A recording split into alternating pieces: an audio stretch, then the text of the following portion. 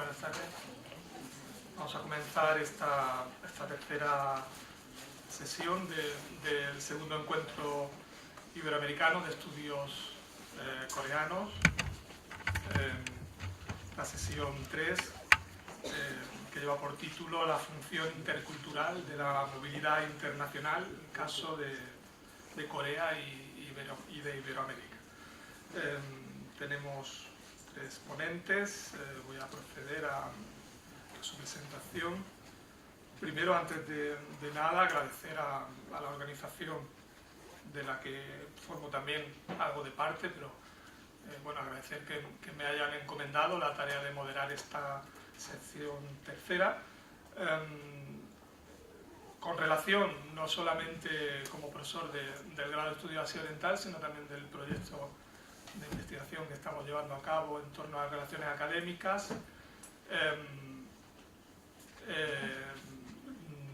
No me veía, después de tantos años, formando parte tan directamente del grado y de los estudios de Asia Oriental, y concretamente en Corea, allá por el año 2011, cuando el decano entonces, profesor Montalbán, me invitó a participar en el funcionamiento, en la puesta en marcha de un grado que estaba comenzando y que estaba empezando a impulsar y bueno, me pidió que la antropología social, que el área de antropología social estuviese presente en este grado y empezamos una colaboración en este sentido. Yo se lo agradezco entonces el gesto hacia mí como antropólogo social y hacia el área para que tuviese presencia también en el modo de dirimir lo que podría llegar a ser este grado en el que estamos trabajando y en el que vamos a seguir trabajando, ¿no? Dicho esto, Manuel Montalbán es el primer ponente que va a intervenir en esta sección. Es profesor titular de Antropología Social en esta casa, en la Universidad de Málaga. Es miembro también de la Escuela Lacaniana de Psicoanálisis y de la Asociación Mundial de Psicoanálisis. También es miembro de la Asociación de Antropólogos Iberoamericanos en Red. Ha escrito artículos, muchos, y artículos y libros que no voy a nombrar porque podríamos tirarnos mucho tiempo, ¿no? Entonces, permíteme que diga que tiene mucho escrito y bueno, y yo invito a que le echéis un vistazo, ¿no? Bueno, es investigador principal, responsable del grupo de investigación de esta universidad, Etnografía y Mediaciones de Comunicación y Desarrollo, Etnomedia, del que formo parte también. Y entre sus líneas de investigación se encuentran malestares contemporáneos, está también la línea de investigación sobre diversidad familiar y relaciones de parentesco y, por supuesto, las relaciones transculturales entre Asia, Latinoamérica y España, en la que está dedicado en estos últimos años. A mi derecha tenemos a la profesora Luz Amparo Fajardo. Es doctora en Filología por la Universidad Nacional de Educación a Distancia. Ha sido directora del Departamento de Lingüística en la Universidad Nacional de Colombia entre los años 2010 y 2012, vicedecana de Investigación y Extensión en la Facultad de Ciencias Humanas 2012-2014, coordinadora académica también en la sede de Tumaco de la Universidad Nacional de Colombia 2014 al 2016 y decana de la Facultad de Ciencias Humanas, sede de Bogotá, de la Universidad Nacional de Colombia, y actualmente es presidenta de la Asociación de Estudios Coreanos en Colombia. Y a la derecha de la profesora Fajardo está Jill Tao. Jill Tao es actualmente vicerrectora de la Oficina de Relaciones Internacionales de la Universidad Nacional de Incheon. Ha sido profesora asistente del Departamento de Ciencias Políticas de la Universidad de Oklahoma, en Estados Unidos. También ha sido profesora en el programa de posgrado de Administración Pública en la Universidad de Hawái, en Estados Unidos. Ha sido profesora también del Departamento de Administración Pública en la Universidad Nacional de Incheon. Ha sido y es todavía. Y como digo, actualmente pues ocupa el cargo de vicerrectora de Relaciones Internacionales en la Universidad Nacional de Incheon. sin más preámbulos, doy paso a las ponencias de nuestros conferenciantes. En primer lugar va a intervenir el profesor Montalbán. Muchas gracias, buenas tardes. ¿De dónde partimos? Pues un poco este esquema intenta reproducirles de dónde partimos. En principio, los estudios coreanos contemporáneos no se pueden entender sin que se inserten dentro de ese fenómeno, ese proceso complejo y multidimensional que es la globalización. Hoy en día, cualquier especialista en estudios coreanos pues tiene que asumir de alguna manera que su campo de estudio ha cambiado en las últimas décadas. No es solamente ya estar centrado exclusivamente en la historia o en la geografía o en la política interna de la República Coreana, sino es fundamentalmente ahora también pues todas las relaciones que se establecen entre Corea, su entorno más cercano, pero también un entorno globalizado. En este sentido, Corea es también un buen ejemplo de lo que es un país que ha ido desarrollándose, ha ido cambiando en las últimas décadas a lomos de la globalización. Se puede decir que es un ejemplo de país que ha utilizado la globalización como motor de cambio y de desarrollo. Hay dos efectos fundamentales, a mi entender, en esta apuesta por la globalización en Corea. Uno tiene su reflejo en la educación superior y es básicamente la apuesta cerrada, nos lo comentaba la compañera de Incheon esta mañana, por la internacionalización. Quizá la política clave de la universidad coreana actualmente es internacionalizar con todo lo que eso supone. No voy a avanzar mucho ahora mismo, después sí, vale, con lo que llamamos la internacionalización de las universidades, estableciendo redes, destinos, socios de intercambio, no solamente de los estudiantes, sino también de los docentes y del staff de administración. En esa internacionalización también tiene un lugar importante, creo, y me gustaría que, bueno, si puede ser ahora y si no luego en las conclusiones, lo reflexionáramos, las cuestiones de la cooperación académica y también de la virtualización, de lo que es la enseñanza virtual, que es otra herramienta importante, pues que está al servicio de esa internacionalización. Otro eje relacionado sería también la interdisciplinariedad. Se han globalizado también las disciplinas que de alguna forma están interesadas por los estudios coreanos. Bien sea, como comentaba Silvia esta mañana, estudios sobre Corea o estudios con Corea, con pues, diferentes agentes académicos, institucionales en Corea. Ahí, en esa interdisciplinariedad, lógicamente las disciplinas más tradicionales de los estudios coreanos de alguna forma van a tener que irle haciendo espacio, haciéndole sitio también a otras disciplinas nuevas que se van incorporando, pues básicamente relacionadas con la ciencia humana, ciencias sociales. En esa incorporación no solamente se incluyen nuevas temáticas, sino que se incluyen también, pues vamos a decirlo así, nuevas vertientes o perspectivas metodológicas y epistémicas. Es muy difícil pensar hoy en día la globalización y la internacionalización educativa sin plantearse como que sería un viaje de ida y vuelta. No es solamente un efecto de esa globalización, lo que podíamos llamar en las últimas décadas la coreanización del mundo, que ha llegado Corea a todo el mundo, ¿bien? Con sus diferentes artefactos culturales, audiovisuales, tecnológicos, sino que también ese efecto no es un efecto unilateral desde Seúl para el mundo, sino que también ha llegado del mundo para Seúl y ha llegado para quedarse. Es sorprendente si analizáis los últimos handbook o los últimos journal que hay sobre cambio social en Corea, cómo ha cambiado la agenda social, la agenda política sobre cuestiones sociales en la sociedad coreana en los últimos 5 o 6 años.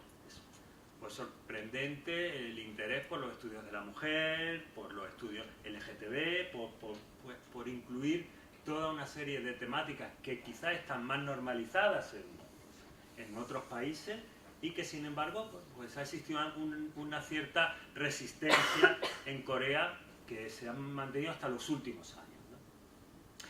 ¿Y qué significa? Adelanté algo en la presentación pues, que tuve el honor de hacer esta mañana, ¿no? como encargado un poco de la sesión 2. ¿Qué significaría una aproximación iberoamericana, entonces, también a los estudios coreanos? Pues la verdad es que no lo tengo claro, pero sí tengo claro que deberíamos definir si eso es posible. Yo apunto a implicaciones éticas, a implicaciones políticas, científicas, que apuesten de alguna manera, que pongan sobre la mesa que no hay que olvidar que la globalización se tiene que entender con el desarrollo humano, con el desarrollo social, con la sostenibilidad, con la interculturalidad. Es algo a lo que estamos acostumbrados en nuestro territorio geoacadémico y que quizás pudiéramos aportar a ese debate mutuo y recíproco con los agentes culturales y con los agentes académicos coreanos. Y también, que se me olvidaba, el pensamiento crítico, ¿vale? Ahora intentaré desarrollarlo un poco mejor. La UMA, pues la mayoría de los que estáis aquí, porque os lo hemos contado y porque estáis también viviéndolo, y el resto porque os hemos martirizado cada vez que nos invitáis a vuestros países, que nos acogéis con vuestra generosa hospitalidad, que os contemos qué estamos haciendo aquí, pues bueno, ahí hay un resumen, ¿no?, de lo que estamos haciendo aquí.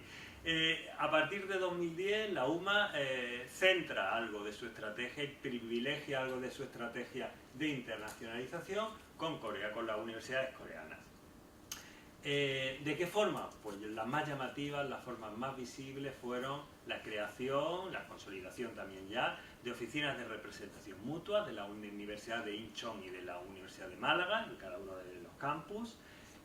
A partir del 2011 la oferta académica del primer grado que existía en nuestro país y en el entorno iberoamericano de estudios de Asia Oriental, toda una serie de proyectos conjuntos variados, entre quizá el que más destaca la promoción de lo que se llamó, fueron unas convocatorias para señalar alianzas académicas y científicas entre universidades españolas para subir algo, para agilizarnos nuestra presencia, nuestra visibilidad en los rankings internacionales. Nos concedieron hace algunos años ya, de hecho, vuestros estudios para los alumnos de Asia Oriental están acogidos dentro de esa etiqueta, el Campus de Excelencia Internacional Andalucía Tech, ¿no? Justamente lo que se pretende también es la visibilidad o la mayor presencia de este campus de excelencia en países de Corea, de Asia y concretamente en Corea. Y también estábamos muy contentos porque en 2016 nos han concedido de la AKS, de la Academy of Korean Studies, pues un proyecto internacional bastante generoso para estudiar, pues básicamente, como digo ahí, las posibilidades de programas de estudios sobre estudios coreanos en posgraduados y el desarrollo de investigación, en concreto sobre estudios coreanos en el ámbito iberoamericano. ¿Qué es lo que pretendemos con ese proyecto? ¿Qué es lo que hemos intentado hacer? ¿En qué estamos metidos, ¿no?, con respecto? ¿Y qué es lo que la AKS, de alguna forma, qué es lo que le ha interesado a la AKS como financiadora para, pues, que investiguemos? Bueno, pues en principio seguir pensando, reflexionando en cuál sería la sucesión lógica de la escala formativa en estudios coreanos. Cómo pasar, de qué manera ofertar una oferta de calidad de posgrado a nuestros alumnos y a otros de otras carreras pues, que estuvieran interesados en nuestros estudios. Insistir y concretar la cooperación en la que estamos empeñados, esa triangulación entre Latinoamérica, Corea y España, que España sea de alguna manera un referente en ese intercambio. Otro tema que nos interesa bastante con respecto a la internacionalización es justamente ser responsable con lo que estamos haciendo. ¿Qué estamos haciendo con la internacionalización de la Universidad de Málaga en Asia? ¿En qué consiste? ¿Qué estamos consiguiendo? Hay mucho esfuerzo puesto en eso, ¿no? Entonces, realmente, ¿a dónde apunta realmente esa experiencia de internacionalización? Y nos gustaría eso relacionarlo con la clave intercultural. ¿Realmente aporta algo a las competencias interculturales de nuestros estudiantes esa internacionalización o no? Y por último también, pues yo creo que ya nos podemos permitir un tiempo, porque han sido 6 años intensos, ¿no?, de montar el título ya han salido 2 graduaciones, ¿no? Y bueno, lo que nos interesaría es también ya sentarnos con nuestros socios, ¿no? con nuestros alumnos, con nuestros egresados, intentar hacer una reflexión epistémica. ¿Qué hemos intentado hacer? ¿Qué hemos conseguido hacer? Y que esa reflexión de alguna manera sirva pues, para mejorar tanto el contenido como la orientación, el rumbo que le queremos dar a la carrera. Y no olvidar tampoco que de alguna forma esta carrera por su tamaño, por su esfera de influencia, no es muy grande, quizá permita una aproximación cualitativa, no solamente cuantitativa. ¿Cuántos alumnos viajan a Corea? No solamente eso, sino en qué consiste en esa experiencia. ¿Qué se puede aprender cualitativamente de esa experiencia? Entonces, ¿cómo se resumirían un poco en 2 preguntas la idea de la investigación, de lo que estamos intentando hacer? Pues básicamente sería, ¿qué papel tiene verdaderamente lo que llamamos intercultural? Que ahora intentaré explicar a qué me refiero, ¿no? Con lo intercultural. ¿Qué influencia o qué papel tiene lo intercultural verdaderamente la internacionalización de las universidades en esa movilidad académica? Y si esa movilidad realmente favorece, ¿y cómo? ¿De qué forma? A la dimensión intercultural en la educación superior universitaria. ¿A qué nos referimos con interculturalidad? Pues básicamente a lo que nos referimos es a generar, a aprovechar espacios de encuentro entre culturas para desarrollar competencias que solamente están de alguna forma implícitas en nuestros títulos. ¿Bien? Sí que tenéis algún tipo de materia sobre interculturalidad, diálogo cultural, hay alguna materia, ¿no? Mediación, ¿bien? Incluso en alguna otra, pues ahí también entráis en temas de respeto de la, ¿no? de la otra cultura, comprensión, apertura. Pues, ¿en qué medida esas competencias se ponen en juego en una experiencia de internacionalización y en qué medida también una experiencia de internacionalización favorece, estimula, mejora esa competencia de interculturalidad? ¿En relación a qué? Pues en relación a saber de alguna manera encontrar la dinámica adecuada con representantes o con espacios de encuentro entre culturas. ¿Qué efecto tiene esa experiencia intercultural en la propia definición del yo, del nosotros, del otros y del otro? El impacto que tiene sobre el desarrollo personal y académico, y también la diferencia entre autoconciencia y heteroconciencia. ¿De qué manera voy a conocer al otro a partir de cómo me conozco a mí mismo, ¿no?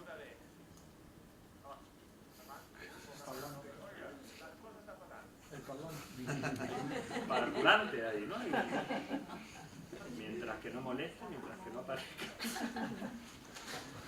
¿En qué medida también nos va a ayudar a socializarnos ese viaje, esa interacción cultural? ¿Nos va a ayudar a adaptarnos mejor, a funcionar mejor en ambientes cambiantes y diversos?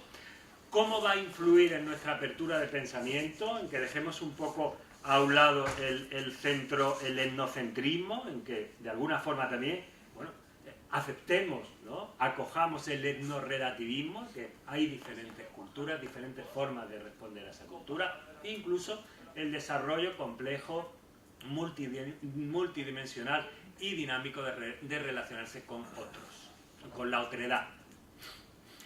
En general, ¿por qué pensamos que hace falta un enfoque intercultural y cualitativo de la internacionalización? Pues porque en general la mayoría de los indicadores apuntan a 3 grandes áreas. Cuando se hace, ¿sí? Que no siempre se hace, pero cuando se evalúa la internacionalización se apunta a qué infraestructuras de internacionalización y de movilidad son las que se emplean, a qué programa y cuánto de internacionalización hay en una universidad y a cómo están implicados ahí, a qué número de recursos humanos están implicados en esa internacionalización. Y se presta poca atención o ninguna al componente intercultural, a lo que significa la interculturalidad. De hecho, las universidades confían bastante en que de alguna manera la interculturalidad estará reflejada en esos intercambios. Algo se aprende de la otra cultura, diría, ¿no? Algo, lo que se aprende no lo sabemos, pero generalmente no hay mucho interés en ver qué se aprende y cómo se construye la experiencia intercultural, sino que se deja un poco al arbitrio, al azar, ¿bien? un poco a la contingencia de que uno busque o uno de alguna manera aproveche la oferta o formal institucional que le ofrece básicamente de ocio y de cultura mayoritaria la Universidad de Recepción, que le organiza unos viajes, alguna fiesta de acogida, etcétera, o bien a la propia, vamos a decir así, característica personal de que a uno le guste buscar espacios interculturales, ¿bien? Pero desde nuestro punto de vista es confiar demasiado en la espontaneidad y en la facilidad para establecer intercambios culturales. Si alguno ha tenido alguna experiencia de internacionalización, pues me supongo que sabe a lo que me refiero, ¿no? No hay más que pensar, hay mucha investigación sobre el programa Erasmus, ¿no? Yo no sé si lo habéis oído, pero incluso académicamente se le ha buscado un sinónimo al programa Erasmus y se le llama también Orgasmus, ¿no? Porque, bueno, es un programa donde la interculturalidad pues, está sujeta, ¿no? a toda una serie de devenires, ¿no? a lo que uno puede encontrar. Generalmente, como estáis viendo, relacionado pues, con el ocio, con los contactos sociales, pero que pueden conducir pues, a algo, vamos a decir así, más carnal, ¿no? ¿Qué aporta el programa Erasmus a la interculturalidad? Pues me podéis decir, y hay una cierta confianza política, son ya 30 años de Orgasmus, es mucho tiempo, ¿no? Hay muchos hijos de ese Orgasmus ya casi con 30 años. Entonces, ¿qué aporta? Pues quizá aporta algo implícito, insisto. Dicen los políticos que lo defienden, y yo lo defiendo también como forma de intercambio, lógicamente, y de conocimiento, vamos a decir, a pequeño coste de lo que es Europa, ¿bien? Pero ¿qué es lo que aporta? Pues básicamente lo que aporta no lo sabemos. ¿Se podría decir que ha construido más Europa? Pues si la ha construido, se ha deconstruido muy rápidamente, porque me reconoceréis que en los últimos 6 meses Europa va por un camino de desintegración, no de integración. ¿Es suficientemente fuerte el programa Erasmus para sostener los ultranacionalismos, los neofascismos, los... No. Pues si no sirve para eso, la cuestión es para qué sirve, ¿bien? Que seguro que todos, yo he estado y me lo pasé súper bien. Y de hecho he vuelto a los lugares, hice amigos, etc. Bueno, ¿cuáles serían nuestros objetivos fundamentales entonces? Este proyecto, a nivel de investigación de interculturalidad, lo que pretenda es analizar los flujos sociales académicos que tiene la Universidad de Málaga con las universidades coreanas desde la interculturalidad, y también lo que pretende es, a partir de sus conclusiones, fortalecer el tejido social, institucional, académico, para intentar justamente que si no está suficientemente presente esa perspectiva intercultural, se pueda aportar. Haya un aporte, haya un objetivo de que la interculturalidad esté presente. La investigación, pues la investigación, como somos de antropología social, pues básicamente se sigue pues una perspectiva antropológico-social, con una metodología cualitativa basada básicamente en lo que la gente cuenta de su experiencia, escuchar a la gente en grupos de discusión, en entrevistas en profundidad, informales, que nos cuenten pues durante un tiempo razonable hasta que haya una cierta saturación discursiva de qué ha ido su experiencia, ¿bien? Que le ha gustado y que no, y muchas otras cosas, ¿vale? ¿Y qué encontramos? Bueno, de una forma muy rápida, porque no me quiero detener excesivamente en daros datos, ¿no? Pero quizá los que yo destacaría son los que están representados ahí. Es interesante que los estudiantes coreanos y los españoles hablan de cosas similares. Su experiencia refleja algo similar, ¿bien? Hay construcción de la experiencia de manera muy similar. Ahora, lógicamente, cada uno carga las tintas sobre uno u otro aspecto. No coinciden todos, ¿bien? ¿Qué es interesante? Pues el primer beneficio que los entrevistados, que los participantes en la investigación señalan es que ha sido positiva en general la experiencia de internacionalización para ellos. ¿En qué? Pues eso es más difuso. ¿Qué le ha aportado? Generalmente se habla de desarrollo personal, de enriquecimiento personal, pero las claves concretas no acaban de aparecer discursivamente. No se sabe muy bien. Pues bueno, he conocido mejor otra cultura, pero no acaba de operativizarse, de hacerse más concreto cuáles son las competencias de una manera más específica que se han mejorado. Ahí no.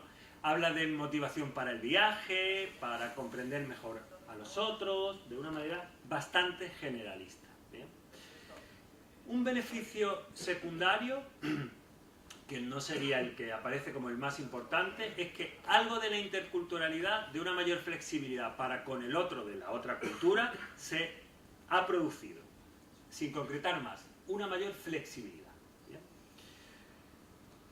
Los efectos académicos aparecen definidos, y esto nos ha sorprendido, de una forma muy difusa, muy ambigua. ¿En qué ha mejorado académicamente la internacionalización tu currículum? No queda claro. Ahí sí que no queda claro. No, bueno, ha sido interesante, pero ¿te ha aportado algo a nivel formativo? No parece que la internacionalización, fundamentalmente para los alumnos coreanos, ahora voy a intentar distinguirlo, ¿vale?, le aporte demasiado su estancia en la Universidad de Málaga. No es lo más importante. Es más importante esa experiencia un poco, pues, personal, ¿vale? Otro beneficio que es recurrente es que de alguna manera uno se suelta en inglés. Vaya a Corea, vaya a Nigeria, vaya a donde vaya. O sea, el inglés se confirma como lengua franca, o sea, como una lengua de intercambio. ¿Bien? O sea, he mejorado algo de la habilidad en inglés.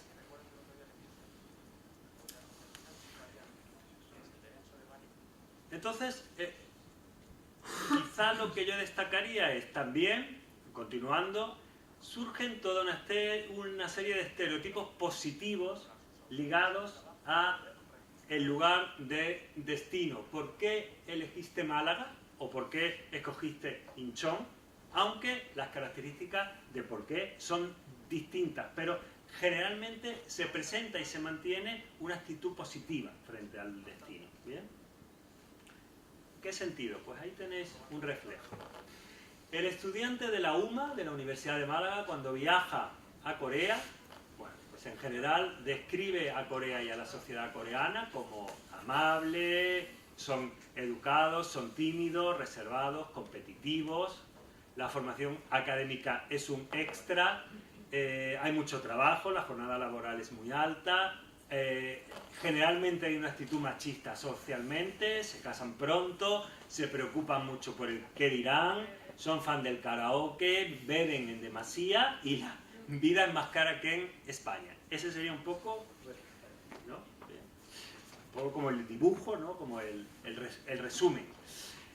También se insiste en la idea de que ir a un país tan lejano representa un desarrollo personal importante y sobre todo el alumno de la UMA sí le da importancia tanto a la cultura, desde una visión un poco exótica, desde un cierto orientalismo, ¿no? Es una cultura, bueno, pues, interesante en ese sentido, y luego valora mucho más que el estudiante coreano, aquí en Málaga, la formación académica. Le parece que es una oferta de calidad.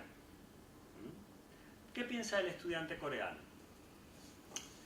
Bueno, pues generalmente la estancia está asociada al turismo, a una forma de vida muy concreta.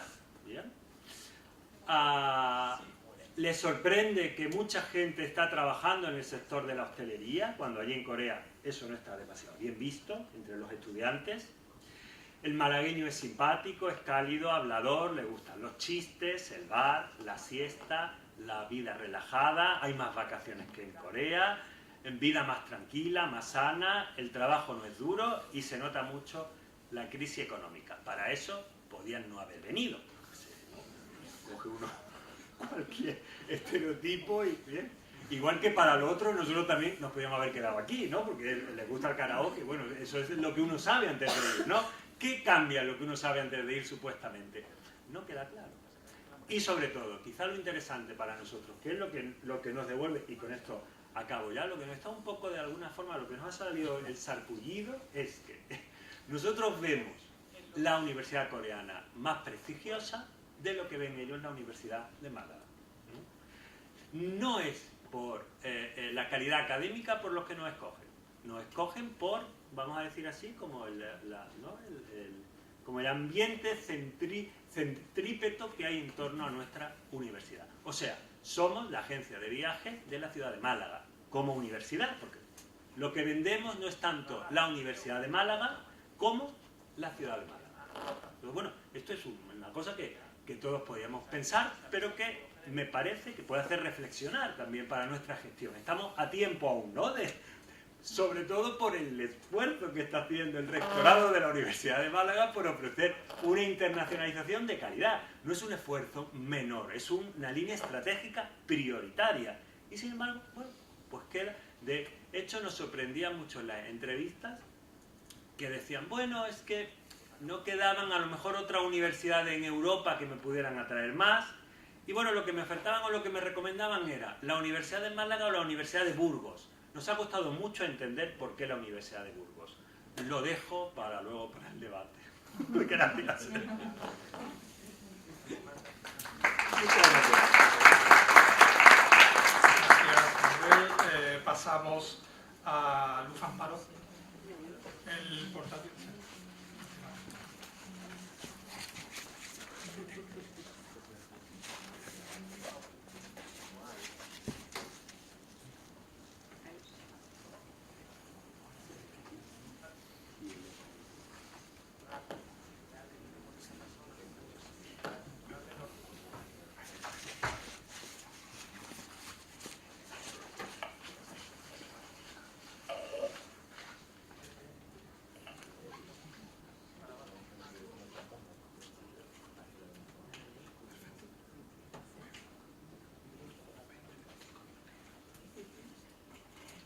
Bueno, buenas tardes. Antes que nada quiero agradecerle a Antonio y los demás miembros del equipo por la invitación que me hicieron desde Colombia, de la Universidad Nacional de Colombia.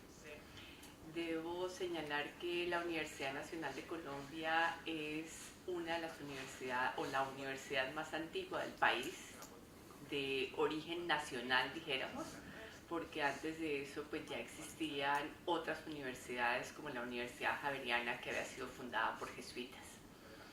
En el caso de la Universidad Nacional, nace en el año de 1867, por eso allí nuestra diapositiva comienza hablando del sesquicentenario, porque estamos justamente celebrando los 150 años de la universidad.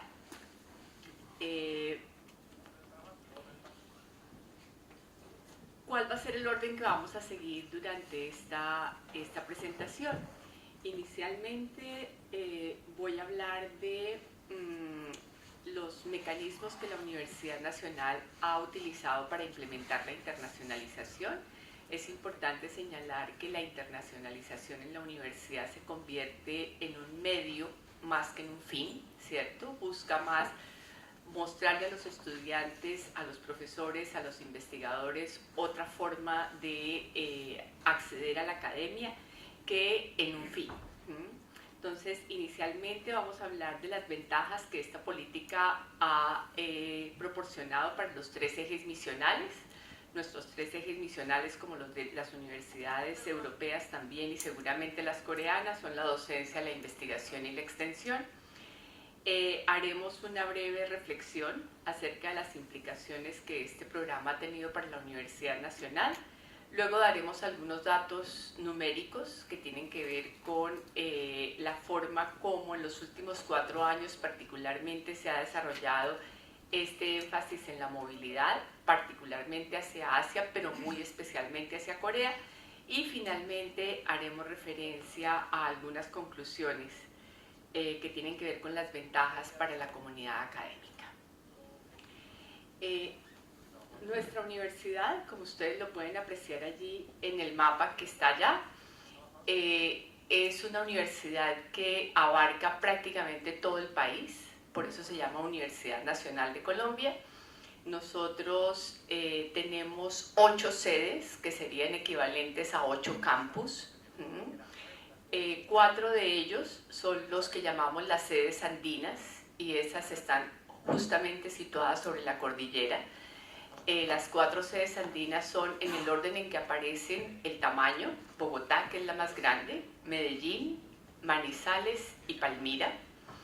Y tenemos 4 sedes que denominamos de presencia nacional, que en algún momento se denominaron sedes de frontera, porque están justamente en los 4 puntos cardinales nuestros: la sede Caribe, que es la sede de San Andrés, la sede de Arauca, que está en el límite con Venezuela, la sede Leticia en la sede con Amazonas o con el río Amazonas y allí con Brasil, Perú, y la sede Tumaco, que es la más reciente, la más joven, que está sobre el Océano Pacífico y que, en palabras de mi rector, es la sede más cercana a Corea, justamente, ¿cierto?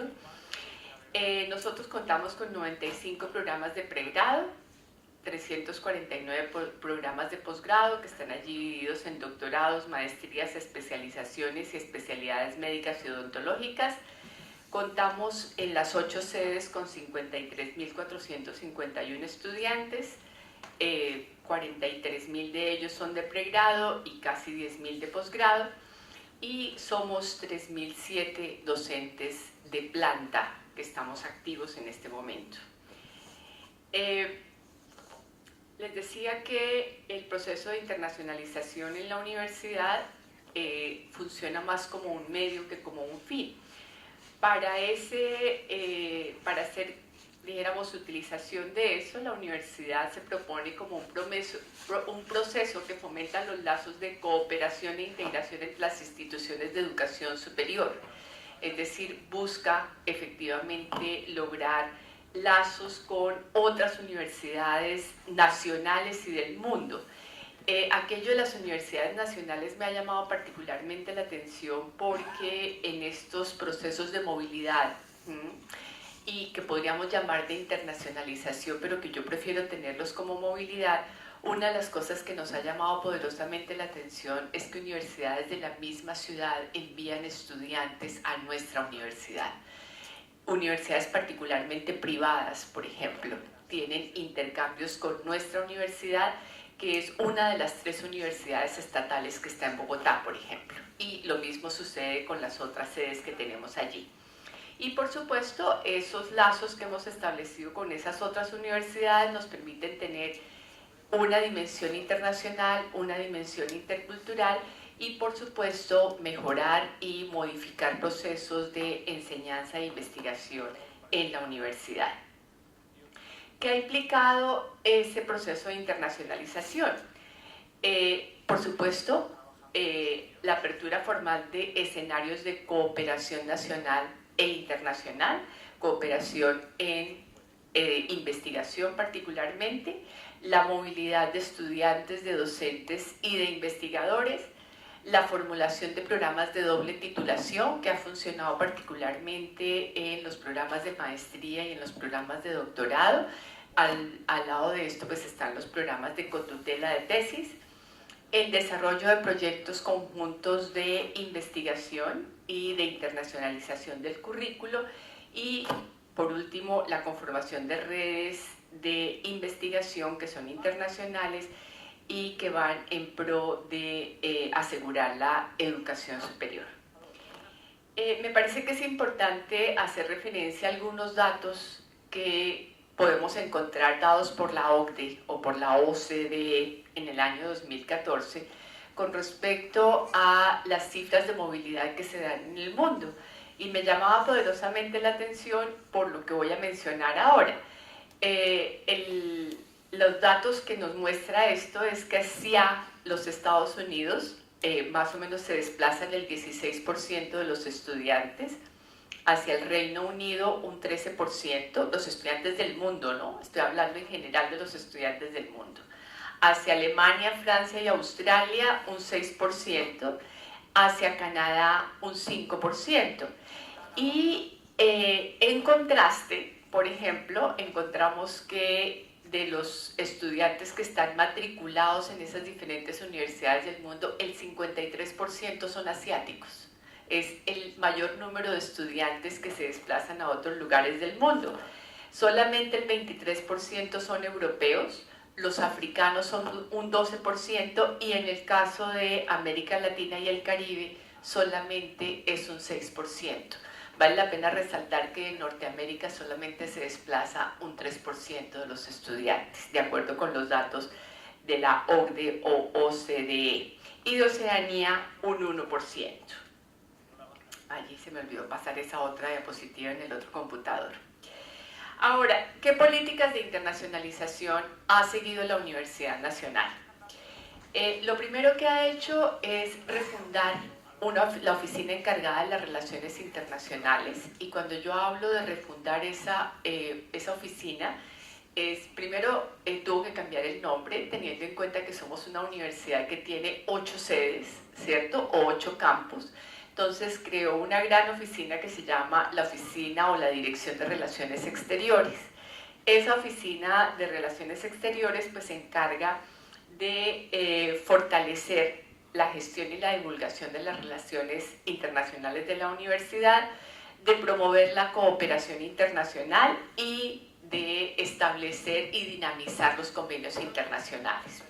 Pero como tiene que dinamizar esos mismos procesos dentro de cada una de las sedes, entonces en cada una de las sedes creó lo que nosotros denominamos una ORI, que es una oficina de relaciones interinstitucionales o internacionales, y además de eso, en cada una de las facultades creó una unidad de comunicación y relaciones interinstitucionales a la que denominamos UCRI. Además de refundar esa oficina, pues empezó a desarrollar una serie de programas de internacionalización en casa. Debo señalar que nuestra universidad, que es una universidad del Estado, pero no por eso gratuita, ¿cierto? Usualmente tiene que, o mejor, los montos, los costes que tiene el pago de la matrícula depende de los ingresos de los estudiantes, y esos ingresos están dados por la estratificación económica que tenemos en nuestro país. Esa estratificación económica va de 1 a 6, siendo 1 el menor y 6 el mayor. ¿Por qué está dada la estratificación? Básicamente por el lugar donde se vive. Es decir, en las ciudades la estratificación de los servicios públicos está dada por el lugar donde nosotros vivimos. Entonces, dependiendo de eso, el estudiante tiene un coste de matrícula u otro. La mayoría de nuestros estudiantes son de nivel 1 a 3, es decir, de estrato 1 a 3, que son los 3 más bajitos. Y apenas un 5% de nuestros estudiantes está en estrato 6, es decir, que sería donde se paga una mayor cantidad de dinero. Entonces, atendiendo a eso, dado que la mayoría de nuestros estudiantes no tienen posibilidad de desplazarse a otros lugares del mundo porque económicamente no pueden acceder a eso, entonces hemos desarrollado una serie de programas de internacionalización en casa. El primero de esos programas de internacionalización en casa es lo que llamamos la Escuela Internacional. Esta Escuela Internacional funciona en lo que para Europa y Norteamérica es la época de verano, para nosotros no lo es, pero de todas formas es una época en que tenemos un periodo de vacaciones un poco más largo, entonces más o menos durante 6 semanas se desarrollan una serie de cursos que asisten profesores de otras latitudes a desarrollar ese curso en la lengua de origen de ese profesor, es decir, la mayoría de las veces será el inglés o cualquiera de las otras lenguas que nosotros tenemos allí que funcionan como lenguas de formación, que son básicamente el francés, el alemán, el portugués y ahora recientemente el italiano. Debo señalar que allí aparece en tercer punto, lo voy a mencionar de una vez. Tenemos un programa que se llama Explora UN Mundo, es decir, explora un mundo, teniendo en cuenta que UN quiere decir Universidad Nacional, ¿cierto? Pero ese programa de Explora UN Mundo, ¿por qué se creó? Porque básicamente, como la mayoría de nuestros estudiantes son de estrato 1, 2 y 3, muchos de ellos no tenían niveles de inglés o de lengua extranjera en general que fueran altos. Entonces, la universidad desde hace más o menos 4 años viene desarrollando cursos muy intensivos de lengua extranjera particularmente de inglés, que es donde la mayor parte de los estudiantes se inscriben, pero además de eso tenemos los cursos de francés, de alemán, de portugués y, como les decía, de italiano. Un poco atendiendo a lo que Silvi decía esta mañana con respecto a la importancia de que los estudiantes hoy no solamente manejen lenguas occidentales, sino también lenguas orientales.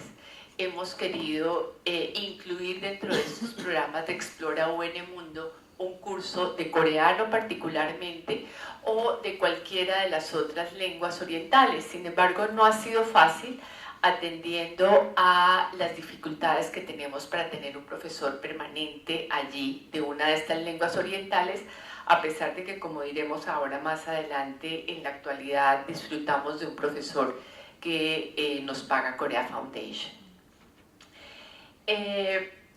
En el segundo punto que tenemos allí, hablamos de las asignaturas y cursos virtuales en convenio con otras instituciones.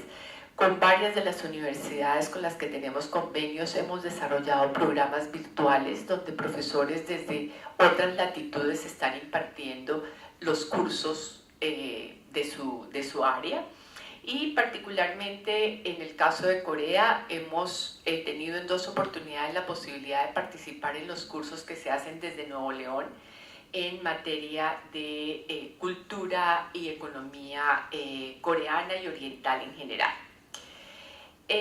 La otra cosa que hemos hecho allí dentro del desarrollo de programas de internacionalización en casa, tiene que ver con el desarrollo de cursos regulares en otras lenguas. Y esto particularmente ha funcionado en primera instancia con los profesores que son oriundos de otro país, como sucede con los de habla inglesa o francesa o alemana, y adicional a eso con aquellos profesores que se han formado en otros países del mundo para que sus clases se desarrollen particularmente en lengua inglesa, pero cada vez estamos abriendo otros en otras lenguas.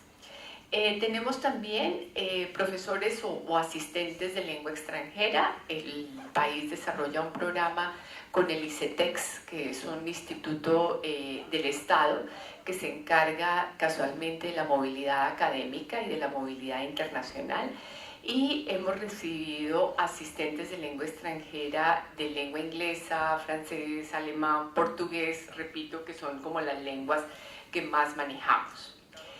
El otro programa de internacionalización en casa tiene que ver con la participación en asociaciones interesadas en culturas extranjeras, como sucede con la Asociación de Estudios Coreanos, en la que la universidad participa desde hace aproximadamente 5 años.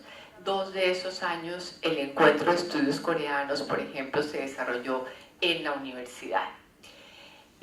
También tenemos cursos promovidos y financiados por agentes extranjeros, que era lo que les mencionaba ahora que sucede con Korea Foundation, y tuvimos en una oportunidad más o menos durante unos 8 años la posibilidad de disfrutar de los cursos que impartía COICA.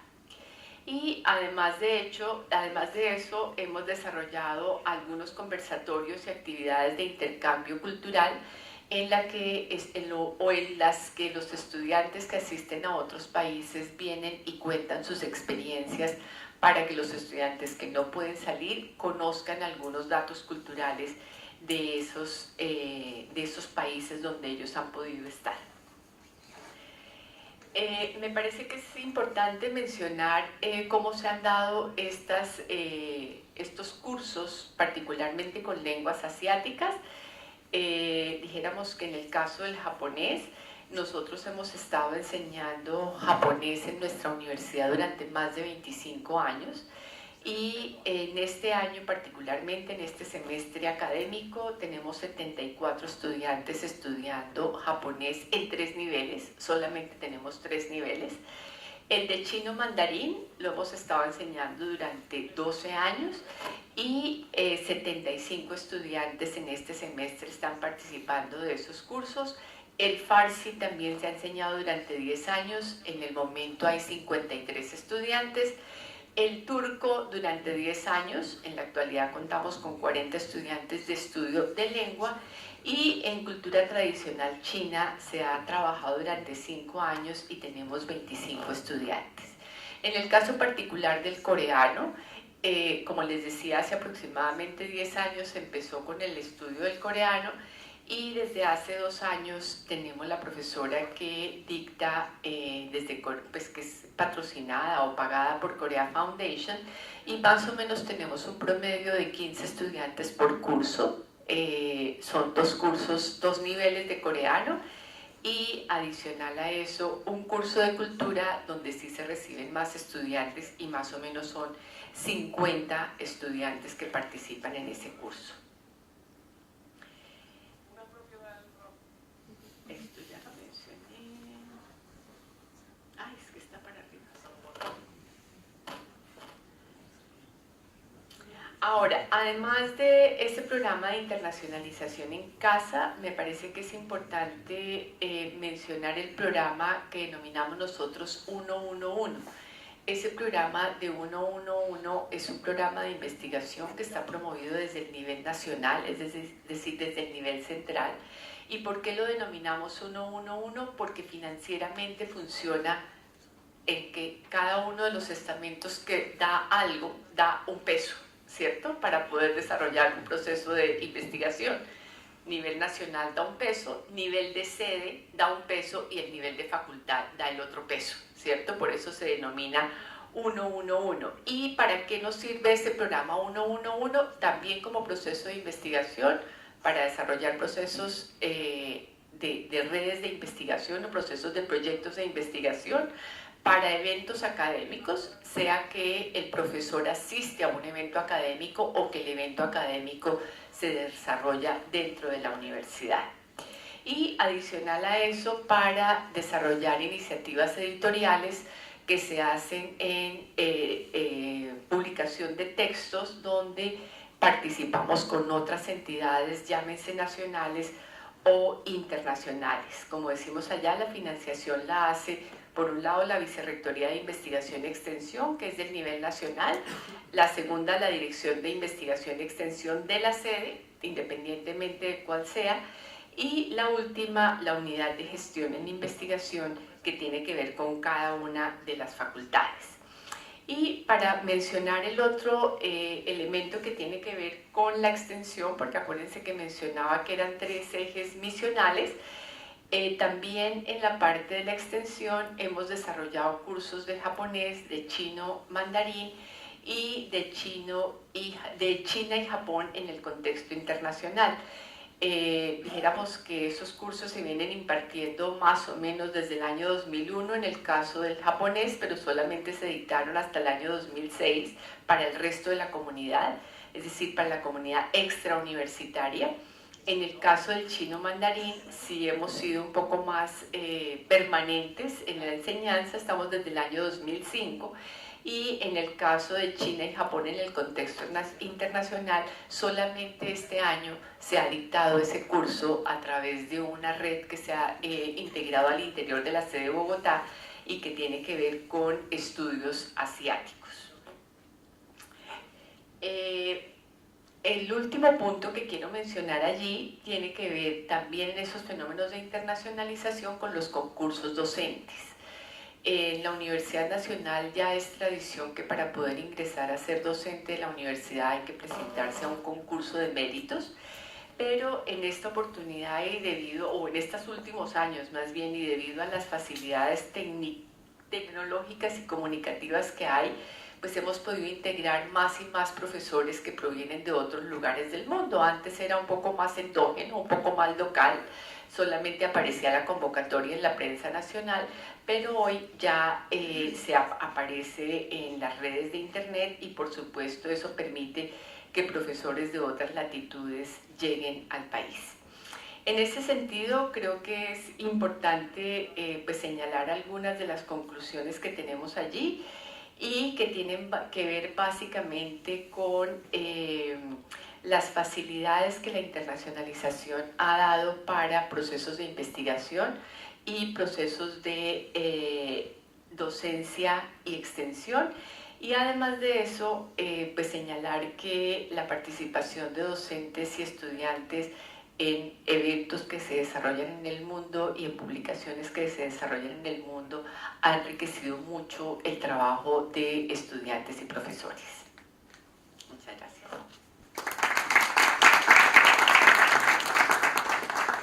Muchas gracias, profesora Fajardo.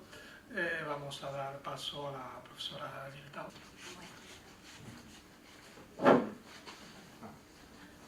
Hola, buenas tardes.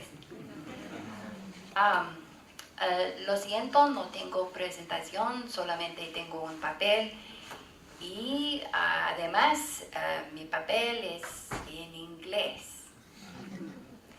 Ahora quiero hablar en inglés. Lo siento mucho. Pero al principio empiezo en español para introducir esta tópica, que es un poquito distinto de que hemos oído hasta ahora.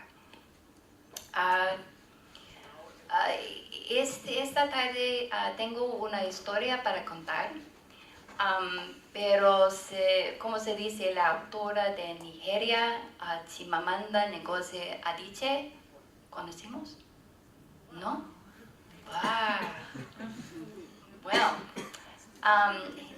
si se va por YouTube, es muy interesante, pero está en inglés. Pero ella se dice con un TED Talk. Tiene un TED Talk que el título es Not One Story. No hay solamente una cuenta. Es una cuenta, bueno, es un cuento muy interesante de su vida. Pero ella es una autora y se escribe obras de ficción. Pero son obras interculturales entre el país de Nigeria y también de los Estados Unidos. Pero ella dice que el mundo es grande, complicado, y solamente son los límites de nuestras mentes que queremos reducir estas cuentas complicadas a narrativas sencillas. Y como se dice Adichie, esto es una vergüenza, ¿no? Por esto estoy muy contento para venir aquí, para escuchar y compartir las cuentas de estos magníficos países iberoamericanos y sus experiencias con los países del Asia Oriental. Ahora vengo a hablar en inglés. The title of my paper, and I'm very sorry I'm speaking in English after lunch, is Why Academic Exchange is an Excellent Idea. And for this, I'm going to be putting on a different hat. I'll be wearing not my administrative hat, as you heard in the introduction. I'm the Dean of the Office of International Affairs, but most of my time is actually spent being a professor. And I'm a professor of public administration. And public administration is basically the training of civil servants, people who will go and work for the government at some point in time. And for my students, that means that they have to take a test and they have to be proficient in the law, the laws of Korea. And this may seem a little odd because I am very obviously not Korean. And so why in the world would a Department of Public Administration want to hire someone like me to teach their students public administration? Well, this brings us to a very interesting juncture because we've been talking about intercultural relations for this afternoon. And I'm kind of a guinea pig for, I mean, I look like a guinea pig, but I am, for an experiment. I'm the treatment group. So our experiment in our department has been going on for the past 6 years. I was the first international professor hired by the University of Incheon. And I was hired specifically to try and broaden the perspectives of the students who are studying public administration. And the reason this is unusual is because the students have no intention of ever going overseas to work or study, or there really have no incentive whatsoever to become more international. So why would a Department of Public Administration that focuses on domestic students in Korea want to hire me? It doesn't make sense. But then my story is not one story. It does not make sense in the typical framework of events. The reason they wanted to hire me was because they wanted to offer students more opportunities.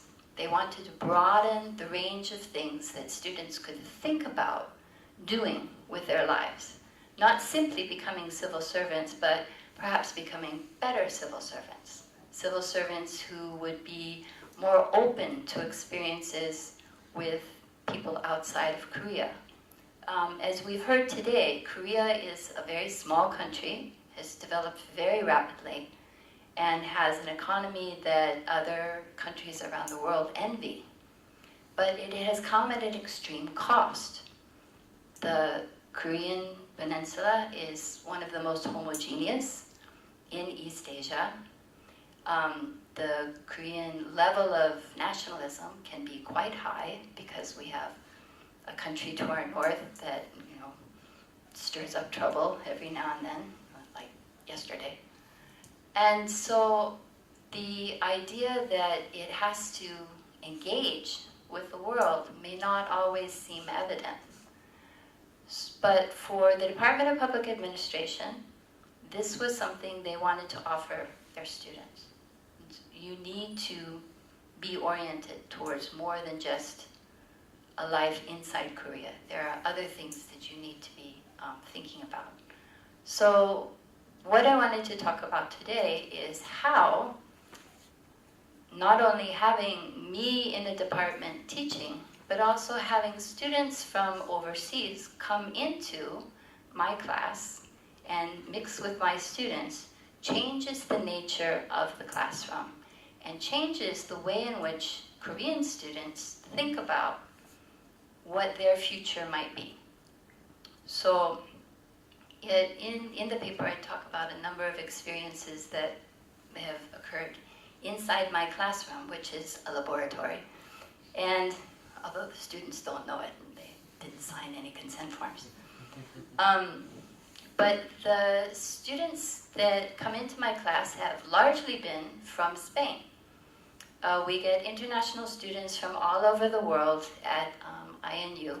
But for some reason, my class in public administration, ooh, so exciting, seems to be a big draw for students from both Malaga and Madrid and Barcelona. So I have had many Spanish students in my class over the years.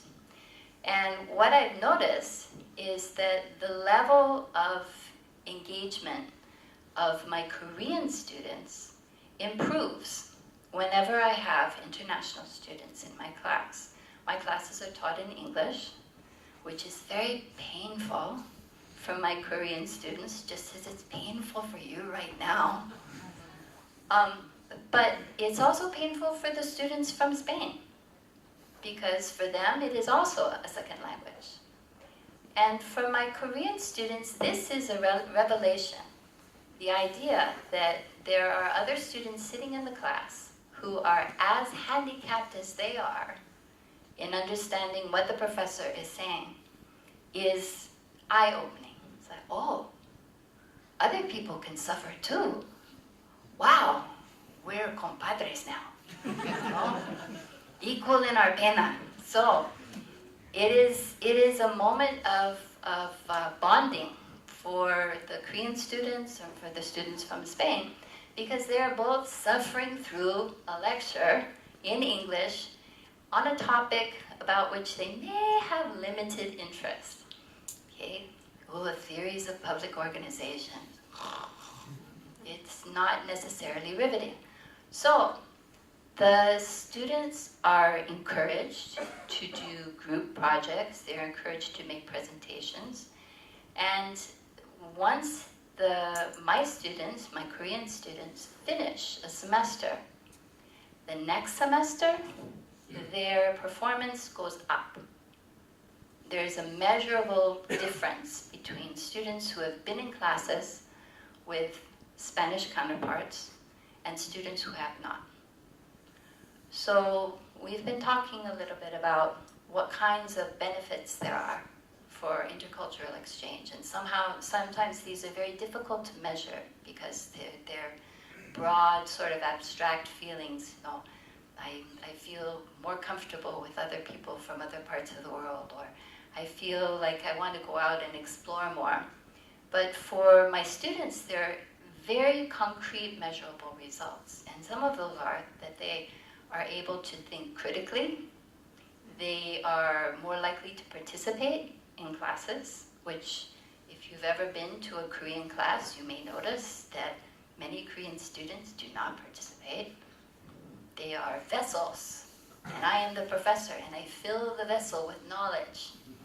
That's the typical Korean mode for classroom participation. But after sitting in a class with Spanish students, they pop their hands up when I ask a question. It's no longer rhetorical.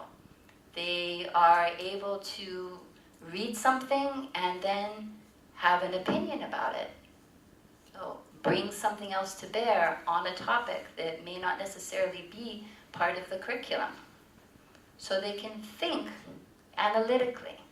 And that is incredibly important for their own development and for their ability to think about other options that they may not have considered before. It opens the future for them. It gives them multiple narratives that they can pursue. And for that, I am very grateful, because me by myself, as a professor, I can only do so much.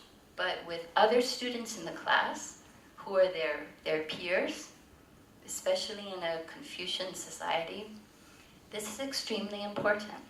So you cannot overstate the importance of exchange programs, at least in my classroom. And this is something I've watched over the past 6 years in Korea. So please, keep sending students to us, because it really does make a difference. You make my life so much easier. Oh, I should be paying you. Actually, we do pay them, don't we? So the paper talks about some of the measurable results, also some of the ways in which we compare outcomes in the classroom. But as an experiment in progress, this has definitely been, at least to date, very successful. So I hope that when our students come here, they experience more than just la playa y el sol y la vida no tan duro. So I think it's something that helps enrich the classroom. When you have students from other places in the class and they can participate fully as members of the academic community, something does happen. And it's not necessarily an abstraction. So, thank you.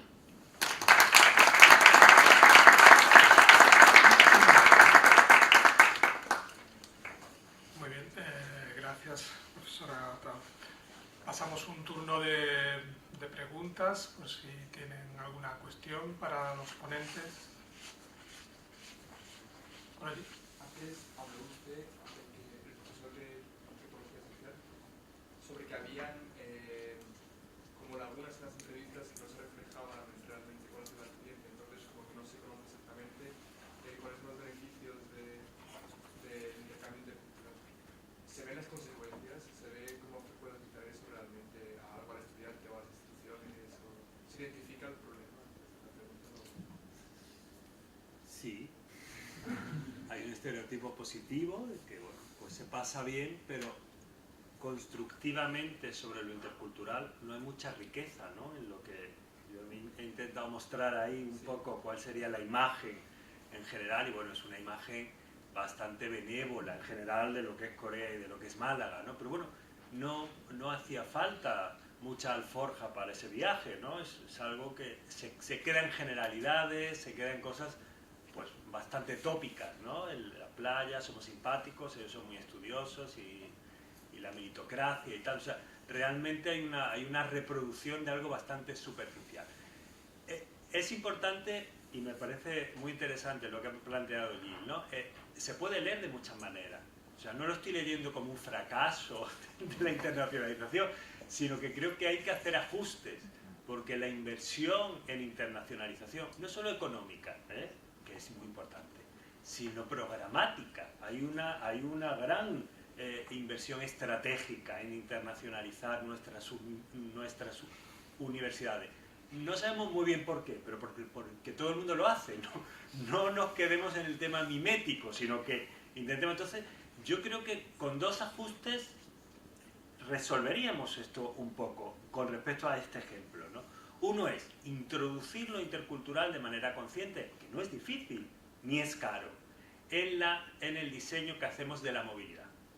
No hay un diseño intercultural, sino que se deja un poco al arbitrio, ¿no? A la espontaneidad, a la curiosidad, lógicamente sin matar la curiosidad, ¿eh? O sea, uno va a Seúl y puede decidir ir a IMSA o ir a Hyundai. Bueno, sí, uno decide, pero a lo mejor sería interesante mostrar el repertorio de ciudades que representan Seúl. Seúl no es una sola ciudad, en Seúl hay como mínimo 17 ciudades distintas, dependiendo de la colina, si está más cerca del río Han, si está menos, o sea, son muchas ciudades. Si nos quedamos con que nos gusta el karaoke y tomamos barbacoa en la calle, bueno, pues es una impresión de un día que pasa uno en Seúl. Si uno se deja de alguna manera habitar por Seúl, uno es por Seúl o por Busan o por Busan o por cualquier ciudad, ¿no?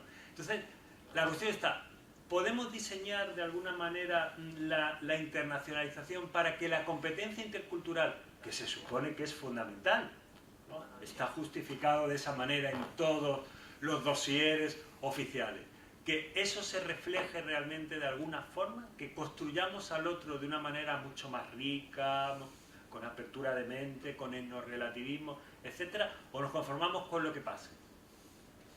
Y formación del profesorado que recibe. No todos somos Gil Tao, ¿eh? No todos somos Gil Tao. Cada uno tiene su Gil Tao en su centro, en su universidad. Ojalá hubiera más. No. Entonces, realmente hay poca formación intercultural entre los docentes que recibimos a alumnos de movilidad. Entonces ahí hay que hacer otra labor, que es una labor muy sencilla, porque es que está la herramienta. Y quizás lo interesante es que esto, fijaros, ha salido del grado de estudios de Asia Oriental. Esta reflexión es nuestra. Es que lo estamos viendo porque quizás es más notorio en nuestro caso, puesto que es más fuerte ese estereotipo orientalizante, occidentalizante, ¿no? O sur de Europa, este de Asia, ¿no? Entonces, quizá de nuestra experiencia se puede aprender en ese sentido. ¿A qué experiencia intercultural vamos? No lo sabemos, no está cerrado eso. No es que tengamos que tener una imagen preconcebida más rica, ¿no? No hace falta. Pero hemos hecho algo en Erasmus al respecto hace años ya, ¿no? Y realmente, por ejemplo, en países donde el habla inglesa no está extendida, ¿qué dicen los resultados de las investigaciones? Que se forman guetos del mismo país o de país con similitudes fuertes, por ejemplo, Italia-España. La gente no conoce nada de la cultura. De hecho, casi, por ejemplo, en ciudades pues como Varsovia, la gente para allí entre semana y después viaja, porque no es eso lo que le interesa, esa cultura o lo que ha encontrado allí, sino porque le interesa visitar los alrededores o otros países limítrofes. Entonces, bueno, es interesante. Insisto, cada cada cual es libre de tener la experiencia intercultural que le parezca. Pero creo que nuestra responsabilidad, defendiendo la internacionalización, es ofrecer una construcción de lo intercultural más rica de lo que lo ofrecemos. Y tenemos herramientas para hacerlo. Solamente hay que poner los medios, ¿no? Esa era la pregunta relacionada con esta, y era que el resultado de estas investigaciones fomenta que luego haya cambios legislativos en la universidad o de algún tipo para que realmente solucionen el problema. Ojalá. Es lo que pretendemos, ¿no? No solo en la universidad, sino que esto pueda de alguna forma llevarse a cabo, y es lo que estamos intentando. No nos interesa solamente los estudios coreanos en Málaga, que sería algo, sino que la idea es que esto pueda ayudar a esa configuración, porque nuestro interés es montar una red, en ese sentido, una red que sea constructiva y de mejora de estos estudios en toda Latinoamérica y en España. Esa es nuestra idea, ¿no? Y es por lo que estamos juntos aquí, ¿no? Intentando, si podemos aportar algo, seguro que hay otras experiencias en otros países, por ejemplo en México, en las que nos van a enriquecer en ese sentido. Sí, gracias. Por allá atrás, una pregunta. Buenas tardes, mi nombre es David, de Salamanca. Yo simplemente quería compartir una reflexión y yo estoy completamente de acuerdo contigo. Completamente de acuerdo, tampoco voy a hacer spoiler de lo que voy a contar mañana, pero yo llevo analizando también desde hace 5 años experimentos como el que ella ha comentado o reflexiones a las que vosotros habéis alcanzado, y estoy completamente de acuerdo en esta necesidad de organizar mejor este aprendizaje en la interculturalidad, en el sentido en que reconozco que esta influencia la tengo desde que vengo a visitaros a vosotros, ¿no? En el análisis de estos estudios, y en ese sentido yo creo que sí que es necesario hacer, si se permite decirlo de este modo, hacer una intervención holística donde intervenga aula, universidad y entorno.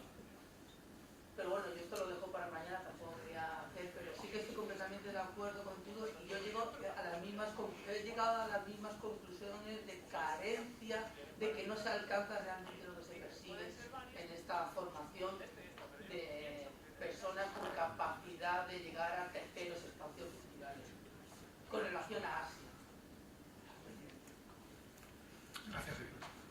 Lo que me sugiere David también es algo, porque lo estamos pensando pero aún no lo tenemos del todo cerrado, es que yo no veo mal que la UMA sea un agente de promoción turística de Málaga, al contrario, ¿vale? Pero bueno, hay que ser conscientes de lo que somos. O sea, yo acompañaría eso con esto otro, no es que suprimamos, digamos, Málaga es una fetichización del turismo, es una Barceloneta, que lo es ya, ¿vale? Es una Barcelona pequeña cosificada, ¿no? En souvenirs y tal, que lo es, ¿vale? Pero quizá en una pequeña contribución podemos también cambiar ese modelo. Es decir, hombre, si los 100 y pico estudiantes coreanos que vienen todos los años orientamos algo interculturalmente, pues yo creo que podemos hacer un pequeño aporte a una definición turística sostenible, constructiva, etc. ¿Estamos haciendo algo de esto? Pues yo creo que poco. Se podría hacer. Y me parece interesantísimo algo, que es el tema del mentoreo de los estudiantes de nuestra universidad con el coreano. Ahí se puede hacer mucho más en ese mentoring, ¿no? En convertir a nuestros alumnos, y es una de nuestras aspiraciones del grado, en mentores interculturales para los otros compañeros que van a otras carreras muchas veces de universidades coreanas. Eso sería muy interesante. Hay algo ya, ¿no? Los buddies estos, ¿no? Pero quizá insistiendo en este tema, en formación específica intercultural. Insisto, la interculturalidad, pues yo la he definido de una manera muy sencilla, así muy rápida, ¿no?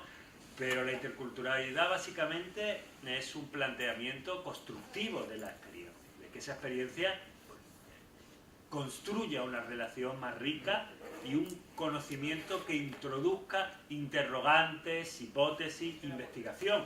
No solamente pues, que me quede en la fachada de lo que...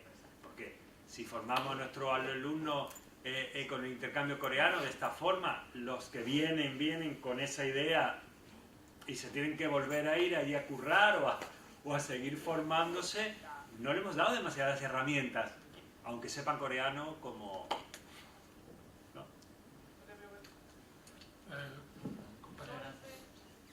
Bueno, yo tengo una pregunta, pero a ver cómo me explico.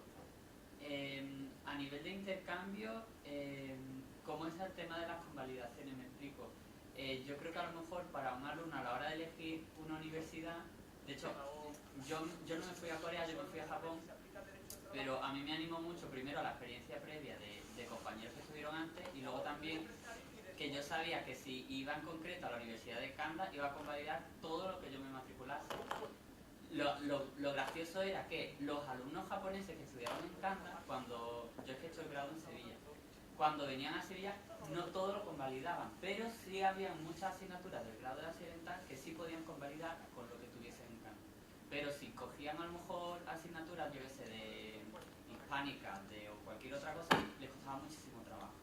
Y otro problema que se encontraba mucho es, por ejemplo, en Kanda nosotros teníamos un porcentaje de asignaturas en japonés, pero también habían algunas, como de antropología, literatura y tal, que eran en inglés. Pero muchos compañeros japoneses, cuando venían a España, se quejaban de que no había asignaturas en inglés. Y aparte se les pedía en algunos casos un B2 de español.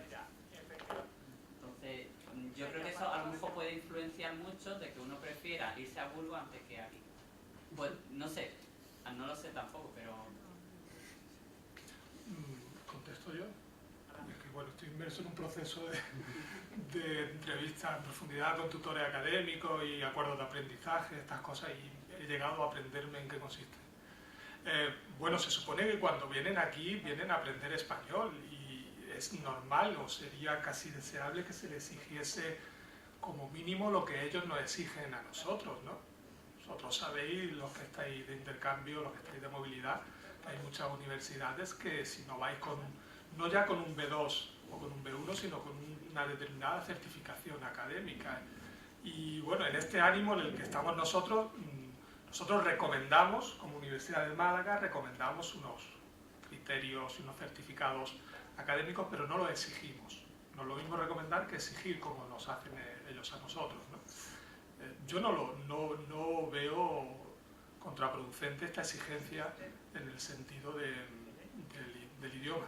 Y las asignaturas se supone, o se presupone que cuando ya vienen aquí, vienen con los acuerdos de aprendizaje perfectamente definidos y establecidos, y hay una firma que corrobora que efectivamente vienen a cumplir esas asignaturas y que son convalidables, por lo tanto. Entonces, no sé, las sorpresas no debieran de ser tantas, ¿no? Otra cuestión es la laxicidad que tengamos a la hora de la recepción. No sé, Fajardo, y una pregunta por allí después. No, solamente quería añadir que en el caso nuestro, por ejemplo, de Colombia, hasta el semestre anterior, es decir, hasta finales de 2016, lo que nosotros hacíamos era que teníamos toda la oferta de cursos abierta y los estudiantes que venían en movilidad escogían cuáles eran las asignaturas que querían ver, eso con algunos inconvenientes, porque en algunas oportunidades había prerequisitos que los estudiantes no cumplían y por lo tanto no podían acceder a esas asignaturas. ¿Qué estamos haciendo ahora? La programación para estudiantes en movilidad se hace previo a la movilidad, es decir, al estudiante se le dicen estas son las asignaturas que usted puede tomar y usted previamente entra a comunicarlas en su universidad de origen para que no tenga problemas, por ejemplo, para homologar posteriormente. Pero adicional a eso, con respecto a lo que tú decías de no ofrecemos cursos en inglés, por ejemplo, ese era uno de los problemas que nosotros teníamos, y si bien éramos conscientes que muchos de los estudiantes extranjeros que venían en movilidad a nuestro país venían porque querían mejorar sus habilidades comunicativas en español, también entendemos que cuando se trata de ciertos conocimientos disciplinares si no se tiene acceso a otra lengua, es muy difícil poder asimilarlos completos en español cuando tu nivel en pregrado, ¿cierto?, no podría ser exigido de B1, por ejemplo, ¿cierto? O sea, eso lo exigimos para quien es un estudiante de posgrado, por ejemplo, que posiblemente no va a entrar con B1, sino con C1, ¿sí? Pero un estudiante de pregrado difícilmente va a llegar a otra universidad de habla extranjera con un nivel de B1.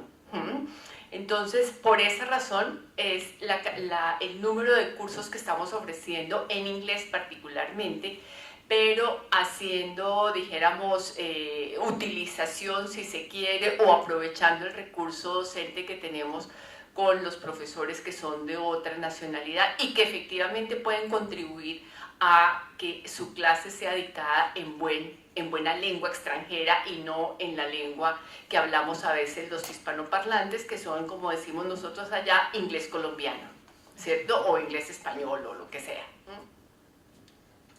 Profesora Ditu. Sí, bueno, yo creo que uno de los problemas de la movilidad estudiantil es que la estamos pensando esencialmente en términos individuales. Es decir, los alumnos que están interesados buscan la forma de irse. Creo que otro de los temas que tenemos pendientes de reflexionar es cómo vinculamos la movilidad estudiantil con los intereses efectivamente de las personas que están dispuestos a moverse, pero también con los intereses, sea en investigación, sea en formación de la propia universidad. Y creo que hay una serie de temas que tendríamos también que atender. Les doy un ejemplo. En América Latina, como lo dijo ahorita nuestra colega de Colombia, pocos son los estudiantes que se mueven. Y sabemos, aunque no tengamos datos estadísticos, que cierto tipo de alumnos de clase media, cuando la región es una región azotada por la pobreza. Un tema pendiente es internacionalizar para democratizar las oportunidades. ¿Y cómo lo hacemos? Teniendo, por ejemplo, becas de movilidad completa y no solo becas que absorben los sobrecostos. Eso es un tema del que ver. Y yo creo que todas las universidades deberían de pensar también en el para qué internacionalizar. Puede ser internacionalizar para consolidar áreas de excelencia disciplinaria. Puede ser internacionalizar para formar neoélites sociales. O sea, hay muchos objetivos posibles de la internacionalización más allá de la sumatoria de los intereses individuales. Y creo que las universidades deben no solo de pensar la internacionalización en casa, sino una internacionalización que yo diría endógena, es decir, basadas en sus intereses y en sus fortalezas, porque tampoco se puede pensar en internacionalizar una institución que es una institución cada vez más compleja, sino que hay cosas que se pueden internacionalizar y otras esperando que tengan un efecto locomotor, pero no pensar en una internacionalización relativamente acéfala, lo mismo para todos. Y creo que la movilidad es un buen ejemplo de eso. Si soltamos nuestros estudiantes y a ver cómo les va y a ver qué aprenden, pues lo más probable es que aprendan menos de lo que hubieran podido aprender, tanto en términos disciplinarios como interculturales, que si tuviésemos una visión más estratégica. Digo, es una reflexión general. Y bueno, mi pregunta, pero creo que a lo mejor la respondieron en el momentito que me fui, es, me quedé con la idea de por qué Burgos. ¿Por Santo Domingo de Silos o por el Museo Guggenheim o por qué?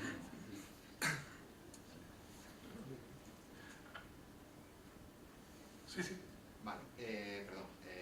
Lo mío es, acaso de todas las reflexiones que se han ido planteando, una cuestión que a mí me preocupa causa de graduado de estudios de salud mental por la Universidad de Sevilla y también como interesado por los estudios de salud mental a nivel nacional, ¿no?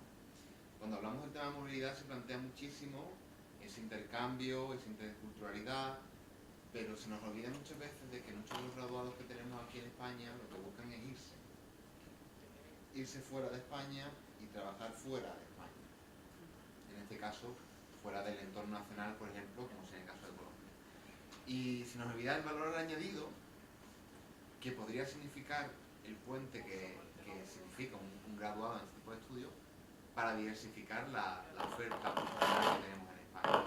Yo afortunadamente tengo la suerte de haber participado durante 6 meses en el Plan Japón 2016-2018.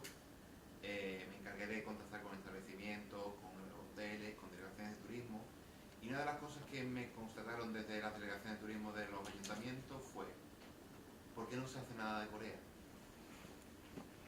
¿Por qué no hay alguien que esté haciendo lo mismo que se está haciendo en la Diputación de Málaga para el tema de Corea? Y precisamente el otro día con el doctor Renato Valderrama estuvimos comentando en la clase. Hay un trabajo de fin de grado, precisamente de grado, de una compañera que habla precisamente de eso. En el año 2009 teníamos 30.000 coreanos en toda España, en el año 2015 a finales teníamos 300.000. Y las perspectivas de crecimiento van en aumento año que pasa.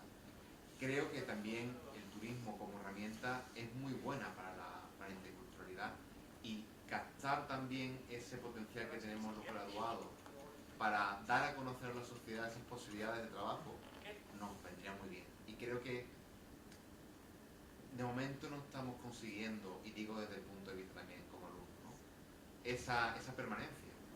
Si queremos también mejorar las condiciones de los estudios, atraer el interés del ámbito internacional es importante, porque como decían en Fitur, la Casa Asia, somos un gran desconocido para Asia, a pesar de que pensemos de que todos los años tenemos muchos turistas, ¿no? Un poco más puedo decir, quiero decir, es una reflexión que me planteo. Poco. Haga un punto. Eso da hasta para módulos enteros en expertos universitarios. Sí. Ya hablaremos del turismo y del desarrollo. Contesta el profesor Montalbán y Fernando. Es que estamos empezando. Ahí está el tema, claro. O sea, apasiona a uno, ¿no? Porque dice, bueno, ¿y por qué Burgos? Que está muy relacionado. Pues Burgos, claro, es que no lo entendíamos, nos hemos puesto a buscar, a pensar, porque tampoco ellos no sabían explicar, ¿no? No, son así en coreano también las entrevistas y tal, porque nosotros hacemos más bien como una transcripción y es lo que estudiamos, ¿no? Burgos por el Camino de Santiago, porque está de moda desde 2004, salió, bueno, hay libros de inspiración, y en general las agencias de viajes coreanas ponen como sede de partida Burgos. Bueno, la catedral es impresionante, claro. Y hay un pequeño núcleo, pequeño, de estudios coreanos, muy pequeño, histórico, pero pequeño, en Burgos, en la Universidad de Burgos. Bueno, ahí hay una pequeña sinergia, y bueno, era Málaga o Burgos. Y Málaga, la referencia, vamos a decir así, turística, y esto un poco te respondo rápido porque como lo he pensado tanto, pues la verdad que me podría enrollar, pero el jueves nos enrollamos con todo este tema en clase porque os voy a dar clases sobre estos temas, ¿no? Pero la cuestión es que Málaga es Ronda. ¿Por qué? Porque Ronda, en un programa donde salió Burgos, salía Ronda también, que era el de los jubilados estos, ¿no?, que hacen una especie de reality de andar como por el mundo, ¿no? Entonces, pues hay un interés por, mucho más que cualquier campaña de la Diputación de Sevilla o de Málaga, es que eso hay que pensarlo. ¿Cómo se ha puesto Burgos en el mapa o cómo se ha puesto el Camino de Santiago en el mapa? Eso es interculturalidad. Nos podemos gastar millones de pesos o de euros en intentar hacer en Fitur, en no sé dónde, pero es algo tan sencillo como ver la gente cómo comprende el mundo, dónde comprende el mundo. Eso es muy sencillo, pero es interculturalidad, es investigar. Y para eso está ahí, ¿no? Profesor Rull. Sí. Bueno, yo creo que efectivamente incido en el tema turístico, ¿no? Yo creo que se están haciendo cosas, ¿no? Creo que los políticos tienen que enterarse. Esto es muy difícil, porque no les da mucho la cabeza, ¿no? Ni la preparación, ni las capacidades, ¿no? pero estamos haciendo cosas. Por ejemplo, la primera tesis doctoral que yo sepa sobre turismo coreano se ha ido de esta facultad.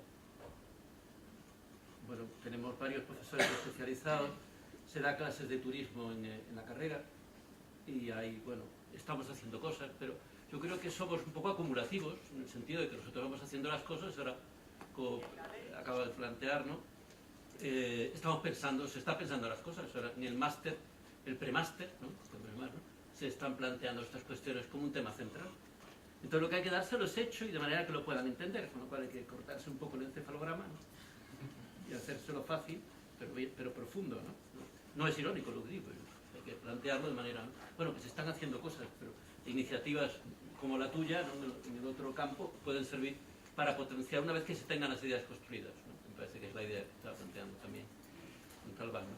Luego, dos cosillas muy breves, ¿no? Primero, una cuestión sobre lo que los alumnos pueden sacar, que, bueno, es impresionante el trabajo que habéis hecho, me parece estupendo, yo conocí algo, pero me ha gustado mucho verlo así. Pero yo, uno de los planteamientos que tengo es que no debemos confundir lo que la gente verbaliza de lo que realmente las cosas son. Si yo pensase que lo que verbalizan mis alumnos es lo que sacan de mis clases, yo no daría clase, a lo mejor, no lo sé, pero no solamente por las maldiciones, por exámenes tipo test, ¿no? Sino por, quiero decir que yo tengo el convencimiento de que un chico que viene de una familia tradicional coreana, con toda la presión y con todas las cosas, donde todo se lo han hecho, que venga aquí, se tenga, aunque sea una parte, que buscarse la vida, ya está reestructurando su cabeza, ¿no? Y está viendo otros valores, ¿no? Es decir, sé que no es lo que tú estás diciendo, ¿no? En absoluto, pero que eso es una parte del conocimiento. Llega un momento, por ejemplo, hay cosas como que pasan cotidianamente, ¿no? El índice, ¿qué países son los más corruptos del mundo? Y le preguntan a la gente. Pues, hombre, es un dato, pero depende. A lo mejor resulta que tú estás muy sensible a la corrupción, pero tu corrupción no tiene nada que ver con la corrupción de otro país, donde están tan acostumbrados que no les preocupan. Bueno, pues ya está, ¿no? Estoy hablando en este sentido de los límites, ¿no? Luego, creo que ha sido una gran idea el planteamiento que se ha hecho, digamos, entre Colombia y México, ¿no? Del problema de los límites de intercambio. Nosotros tenemos que hay que plantearse directamente que el modelo de intercambio que nosotros podemos tener entre Francia y España no es el modelo de intercambio que se puede tener con otros países. Y no estoy seguro de que se esté preparado para eso, ¿no? Voy a contar una experiencia, ¿no? Que yo no sé si será una experiencia fallida. Vietnam. Estamos empezando trabajos con Vietnam. Yo puedo firmar un convenio con la Universidad Ho Chi Minh, lo vamos a firmar, tenemos ya un marco, ahora vamos a hacerlo concreto, diciendo que vienen 5 alumnos y van 5 alumnos. Estupendo, de allí no vendrá ninguno. ¿Les gusta a ellos continuar con la ficción durante varios años de, bueno, tenemos un convenio estupendo, pero pues si no va a venir ninguno? Hay que conseguir fondos, pero a lo mejor no se pueden conseguir otras cosas. Por ejemplo, ellos tienen necesidades específicas de desarrollo, por ejemplo, de doctores en el campo de los estudios de español. Nosotros hemos traído una profesora que, a la vez que hace sus estudios de español, que hace su máster, etcétera, su doctorado, a la vez puede dar clases. Está dando clases y tenemos la semana que viene un curso de vietnamita, ¿no? El segundo ya que se va a dar. Ahora, ¿es eso posible? Eso se va a hacer, pero como convenio es un lío en la cabeza de los gestores, ¿no? Pero es que hay que tener la cabeza para establecer otro tipo de cuestiones, ¿no? Porque beneficia a todo el mundo, ¿no? Luego, muchas veces, a lo mejor, por ejemplo, en Vietnam están acostumbrados a otro tipo de cuestiones, están acostumbrados a Australia les da una beca y va un chico de Vietnam, una chica de Vietnam, y está con una beca total allí. Ahora, ¿cómo le explicas que nosotros no somos pobres, que somos bastante pobres, pero no les podemos pagar completamente? Pero, me explico, ¿no? Entonces, me proponían, por ejemplo, un convenio en el que pagábamos al profesor que iba allí y pagábamos al profesor que venía aquí. Digo, bueno, no sé. Australia quizás sí, pues está en el otro extremo del mundo, en este extremo del mundo no, ¿no? Entonces, estoy planteando entonces los temas de agilidad y de que hay que cambiar el chip a la hora de pensarlo, precisamente porque no pueden jugar con las mismas reglas. Colombia no puede jugar con las mismas reglas. Entonces, es esencial que cambie el chip a la hora de, quizá de establecer integraciones, pero también a la hora de decir, señores, si ustedes quieren tener los niveles formativos, ustedes tienen que financiar entero. Alguien tiene que financiar entera la estancia de estos alumnos, ¿no? Y ya las universidades de aquí que den gratis la matrícula y todas las cosas que sean, pero la estancia hay que pagarla, ¿no? Vietnam es un ejemplo. Para mí Vietnam es una perspectiva estratégica, ¿no? Y entonces tiene que ser apoyado lo que se planteaba, hay que apoyar. Si es una perspectiva estratégica, la universidad tiene que apoyar ese desarrollo estratégico con una manera específica de tratar esos temas, ¿no? No se puede hacer con las perspectivas tradicionales, ¿no? Gracias. Contesto a Fernando, profesor. Estamos de acuerdo. Estamos en una tendencia de datos. Nosotros siempre que nos ponemos, sobre todo cuando nos hemos puesto a reflexionar sobre los primeros datos, manejábamos con muchísima precaución lo que teníamos encima de la mesa. No nos atrevíamos a darle ni siquiera la categoría de datos, sino vamos siempre de tendencias, indicios, porque estamos empezando. Ahora bien, es cierto, una cosa son las ideas y otra cosa son los valores, las creencias, ¿no? Decía Ortega, las ideas se elaboran y las creencias están. Por eso tenemos también pendiente trabajo de campo en Corea y en Seúl y en Chon para, bueno, para seguir trabajando en esto. Pero si realmente al final el alumnado coreano que recibimos en la Universidad de Málaga viene, como bien dices tú, para reestructurarse la cabeza, entonces tenemos que ser conscientes de que recibimos al alumnado coreano para que se reestructure la cabeza, que es lo que ha dicho el profesor Montalbán en este sentido. Aunque no lo sepa, pero nosotros tenemos que ser conscientes de que lo acogemos para eso y no para otra cosa. Y por lo tanto se acaba reproduciendo el mismo discurso de que somos una universidad, bueno, pues para lo que lo traemos aquí, ¿no? Como agencia turística o para que vaya a ronda o para que... Cambio psicológico. Estamos, pero esto necesita una reflexión o un apunte último, esta palabra compuesta que tú muy bien has reflejado en el PowerPoint y que lo hablamos antes de la presentación de que lleva implícito este proyecto, que es el pensamiento crítico. Si no avanzamos, sin duda, en el conocimiento, sin pensamiento crítico no avanzamos. Simplemente en este sentido de... David. Por ejemplo, con relación a las políticas y demás, yo este trabajo que hemos avanzado en China. Yo he hecho trabajo de campo en China con la cuestión de los estereotipos. Y una conclusión concreta que llegué sobre la imagen de España, porque la imagen de los estudiantes chinos no difiere demasiado de la de los estudiantes coreanos, un poquito más en algunos aspectos. Y haciendo trabajo de campo en varias universidades en China, te das cuenta que tenían la misma imagen de España sobre la paella, Gaudí, Barcelona, y no había sustanciales diferencias entre una universidad y otra y demás, y no entendía dónde estaba la conexión. Y, por ejemplo, intuyo, porque es una hipótesis, descubrí que las imágenes de España que tenían esos estudiantes coincidían con las portadas del libro de español que utilizaban en las universidades de China, que lo llevan utilizando de los años 60, que es el que escribió un catedrático de español, que es la referencia de español en China, y es con el manual con el que estudia. Estas universidades a 1000 kilómetros de distancia en China, y ese es el manual.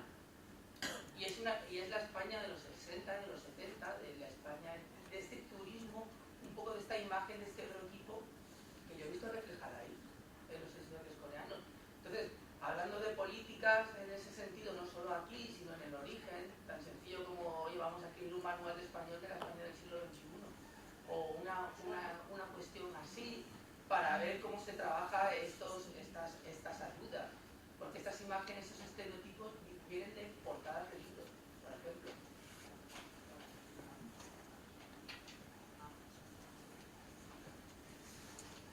Es muy rico esto, pero es que además, aparte de los estereotipos esos, por ejemplo, aquí sí que reconoce, que no sé si estaba reflejado ahí o que es minoritario, un aperturismo social bastante fuerte, en el sentido de que se nos reconoce como avanzadilla en algunos temas sociales, lo cual también es muy interesante, porque es el libro de los 60 más algún reportaje que se habrá visto, pues de donde hay pues matrimonio gay o alguna otra cuestión que de alguna forma durante algún tiempo ha representado una cierta avanzada, vamos a decir así, de España.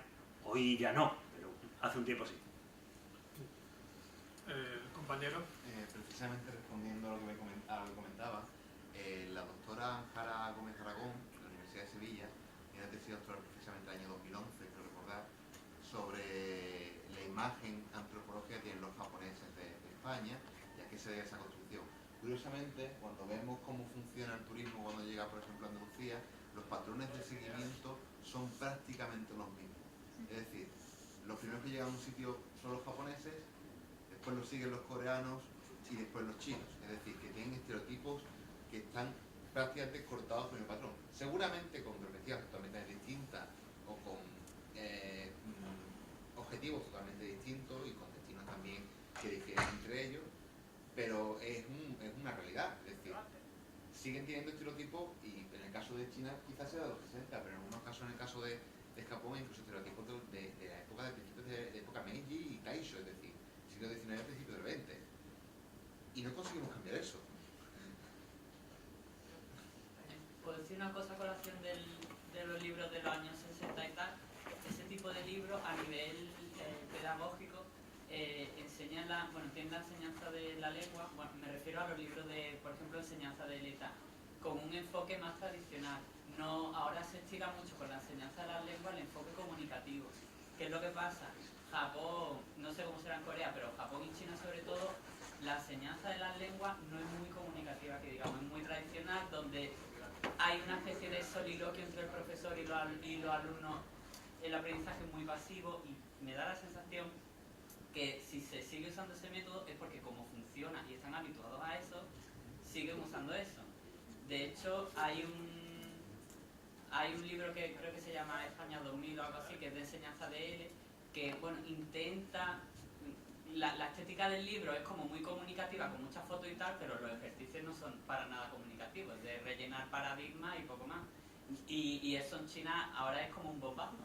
Pero realmente no es nada método comunicativo. No sé a nivel de estereotipo cómo puede influenciar ese libro de texto, pero no sé si se puede tener en cuenta esto. Luego, a colación de lo que ha comentado mi compañero, es cierto que existe mucho... los alumnos tienen muchos estereotipos, o en Japón, acerca de España, Paella, Gaudí, Madrid, Barça, o el clásico, pero también yo creo que eso es recíproco. Aquí se habla del Gangnam Style, pero no sé, hay muchas más cosas, ¿no? Sí, es así. Bueno, vamos a ir cerrando. Espero que hayáis aprendido. Yo he aprendido mucho de esta sección 3. Espero que nos haya quedado claro un poquito más sobre esto de la función de la interculturalidad en la movilidad internacional. Y bueno, la pretensión en esta tarde era un poco poder acercar un poco esta investigación, estas reflexiones de los ponentes a ustedes y seguir avanzando críticamente, cuestionando y reflexionando sobre la interculturalidad y su papel en la movilidad académica. Nos vemos mañana a las 10 de la mañana en la sesión 4. Muchas gracias.